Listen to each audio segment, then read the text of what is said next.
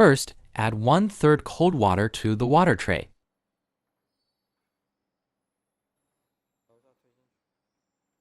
Then select your desired pan, for example, a griddle.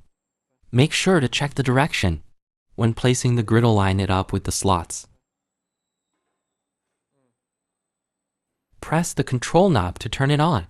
Set the temperature to 360 degrees Fahrenheit. Press the button again to confirm, and preheating will start. While waiting, you can brush a thin layer of oil on the griddle. Then cover it with the lid until it preheats to 360 degrees Fahrenheit. The preheating process takes about 3 to 4 minutes. Once preheated, place the meat on the griddle. 360 degrees Fahrenheit is recommended for pan frying or grilling meat cutlets. Then tap the time display, cover with the lid, and turn the knob to set the time 8 to 15 minutes. When half the time is left, flip the meat to the other side and add the vegetables.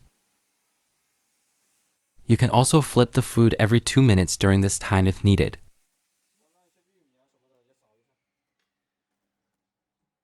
Once the time is up, it's done. Transfer the food to a clean plate, drizzle with sauce, and your delicious chicken cutlet is ready. If you want to use the grill pan, follow the same steps. First, brush with oil, then set the temperature and time, preheat.